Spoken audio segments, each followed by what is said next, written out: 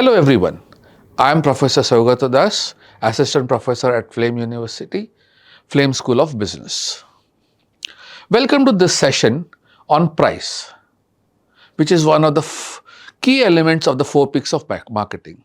Price is the only element in the marketing mix that directly generates one revenue that makes it crucial for business success. It is not about just setting a number, it's about strategy, it's about competition, and about perceived value.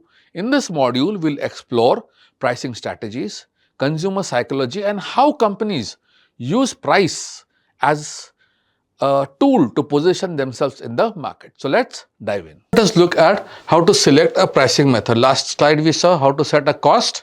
Now let us see how pricing methods, what are the methods by which a company has at its disposal to set a price, actual price of a product. First thing is markup pricing. Very simple, as the name suggests, a product costs 100 rupees, you charge 20, we want a 25% profit on it, as simple as that, 125 rupees is the price. A little more advanced form of that is a target return pricing. The company wants 25%. The policy of the company says that any products that we sell, we want a 25% markup or profit. We set a price that enables us to do this. Next is going rate price. The firm does not get into any calculation. It sees what the competition's price is.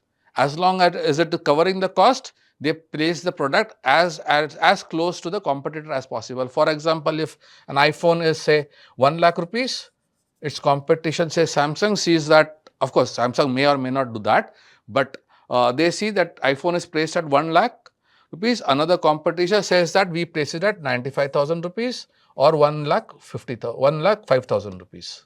So the company follows whatever prices the nearest competitor is doing.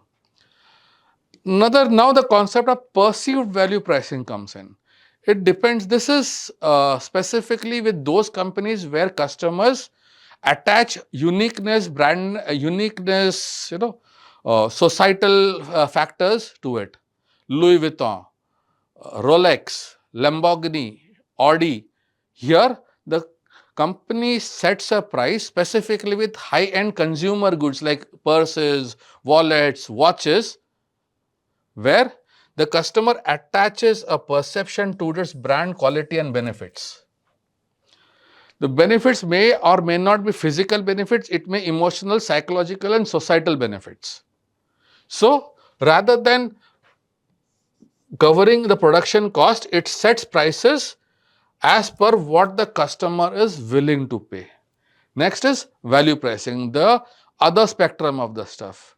Here, the company sets price again based on the worth of a product, but the key point here is ensuring affordability. And this is the difference between these perceived value and value pricing. Here, the prices are placed in such a way that the customer attaches premiumness with this. At this point of time, at this particular pricing scheme or method, the customer again sets the price at the value perceived by the customer attaching to the product, and the key here is ensuring affordability. For example, Maruti Suzuki offers cars with reliable performance, fuel efficiency at very, very affordable prices. Quality may or may not be to the expectation of the company, but price points definitely are. Another way of pricing is auctioning, where prices are set by auctions. There are 3 common ways of doing it. One is called English auction, which normally we know it, Sotheby's auction, where a rare painting, a highest bidder buys it. Another is called Dutch auction, where price starts at a particular high end and it slowly decreases till somebody actually, when a buyer commits. This is called Dutch auction. This actually happens in Netherlands when initial high price is quoted. If somebody bids for it, fine. Otherwise, slowly the price is reduced till somebody actually bids. Again, it's a question of outbidding. The third side is sealed bid, specifically with government tenders in India or abroad. Companies submit sealed bids based on for infrastructure products, and whoever we call it L1, L2 and L3, mostly L1, lowest priced, highest quality gets the bid, and that sets the price. A new thing that is coming up is group pricing. You must have heard of a company called Groupon, where you get group coupons. They are based on this particular principle, where they negotiate a particular price point or a discount with a company. As and when customers start buying from Groupon, prices are set. Say Groupon gets in touch with a spa, local spa, and says, if I can give you 200 customers, what discount can you give me? They says, okay, I give you a discount coupon of 200 rupees if you can get me 200 customers. Now Groupon advertises this on their website. As and when customers buy it and 200 customers are made, Groupon then delivers the customer to the spa. This is another way of pricing it. Now comes the main important part. In selecting the price, the company must consider some additional factors apart from what we discussed in the previous slide. One is impact of marketing activities. Now, Apple is a very smart player.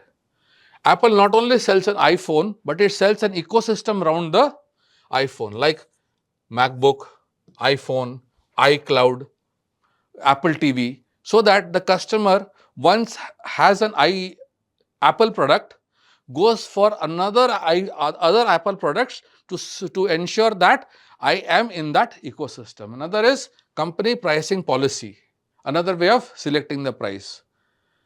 My company deals with affordability. Tata Motors wants to give Tata Motors, Maruti, Hero Honda, these companies want to give affordable products at reasonable quality to the end. So their pricing policies, we charge not premium, but affordable prices while giving good stuff to the end users. In the other spectrum, there are companies that we will charge premium so that the customers feel that they are entitled. That is company pricing policies. Another is gain and risk sharing prices. This is specially seen in construction business, where a risk sharing happens between the end user, the customer and the builder. This is very, very popular in your B2B markets, where the risk of a product while transportation is shared between the manufacturer and the distributor. Another is psychological pricing. You would have seen McDonald's burger at 99 rupees. It is only 1 rupee less than 100 rupees, but it makes it look cheaper. Bata is 49.99. This is actually equal to 50, but you still perceive it as lesser than this value. This is called psychological pricing. And then, what is the impact of a price on various parties involved? Amazon negotiate with the suppliers for prices that the end users consider as good for us, while ensuring the seller profitability also has how this price point will impact other parties. Okay, we have selected our price, but is it final? Are there other factors at play? Yes, there are. Geographical pricing. Pricing involving the company deciding how to price its products. For example, petrol. Petrol in Pune will cost you 106 rupees, while in Kolkata, the same petrol will cost you 103 rupees. It depends upon many factors, government taxes, state government taxes. Now you've got GSTs, but differs. Transportation from the plant. So, petrol and diesel prices are classic examples of geographical pricing. And then, when was the last time you bought a product with the MRP? You always, every customer, India, abroad, looks for one happy word called discount. And B2B customers, retailers, dealers look for allowances, or together they form price rebates. First, cash discount. I will buy, if I buy in cash, how much will you give me? If I buy in card, it is 100 rupees. If I give you cash, how much will you give me? If I buy 10 products, how much will you give me? So, a store offers 2% if the bill is paid within 10 days. You see, electricity board, pay with a credit card gets 2% rebate. This is called instant cash discount. Then there is quantity discount, lower price for their bulk purchases. Metro Cash and Carry gives you a discount on their wholesale prices because they buy in bulk and pass the discount with minimal profitability. They play on volumes. They pass the bulk of the price negotiated back to the customer. Another one is functional discount. A wholesaler, a company produces a product, gives it to a dealer, dealer gives it to a distributor, gives it to a wholesaler. Now the wholesaler does not sell the product in a day. It needs to store it, display it and then sell it. And that display also is taking up some amount of space in the wholesaler shop. And for that he gets a discount. He charges some amount of money for warehousing, and even the wholesaler has to promote the products to its end customers. For that they charge a discount from the manufacturer, and the manufacturer is bound to give it because otherwise imagine Tata Motors having godowns at every nook and corner of India. Is it feasible? No. They will have to rely on their dealer network to store these vehicles, to sell these vehicles, to promote these vehicles, to have their own staff to sell these vehicles. For that they give certain amount of commissions. Then seasonal discount, winter jackets, air conditions. As and where summer comes, can you imagine a discount on air conditions? No. But probably if you buy a air conditioner in winters or near Diwali, if you want to buy clothes before Diwali, you see a lot of discounts. Summer sales, Independence Day sales, Flipkart billion-dollar sales, all come under seasonal discount. And then comes promotional allowances, extra payment for reseller promotions, basically another disguised term for commissions. Extra payment for reselling promotions. Coca-Cola pays retailers for in-store advertisements. It is nothing but another disguised form of the word commissions. Now, promotional pricing. Imagine a company that does not promote its products. How will you first come to know about it, and how will you even gain interest in it, and how will you buy it? To gain this, the companies come up with something called promoting prices, special event prices. Flipkart, big $1 billion. Amazon, Great Indian Festival. Huge price cuts. Psychological, actual, whatever. Those are special events. Special launch prices, iPhone 16 at a special launch price. These are all coming under special event. Then the cash rebates. Maruti Suzuki offers 25,000 rupees on, it's not Maruti Suzuki, every car manufacturer at the lower spectrum has a discount, monthly discount, yearly discount, seasonal discount, a rebate given to the customer depending upon the negotiations. Low interest financing. This is also a promotion. It also costs the company money. Tie up with Bajaj Finance to produce zero EMI. It is a low financing scheme so that you can procure the product at nominal costs every month. Then longer payment terms. Tata Motors offers 7-year EMIs on commercial vehicles. Maruti at higher priced vehicles give you 5. Initially, when you want to buy a car, say you had a 3-year duration. Now companies are coming with 7 years, 8 years to make the car more affordable. Even though you pay higher interest, longer interest, more interest, still the company is giving you an option of having a longer interest period, so it is a little more economical and budget friendly to your pockets. Now there is warranty and services. Samsung gives a 1-year free service warranty. Don't you think this actually costs Samsung? It does. It has to pay its service people and service network. But that cost is borne by the company to ensure that you buy the product based on this peace of mind. This 1-year free service is nothing but a peace of mind. Next is psychological discounting. Instead of giving you a 50% cash discount and devaluing the product, companies like Domino's offer buy one get one free. Ultimately that means a 50% discount.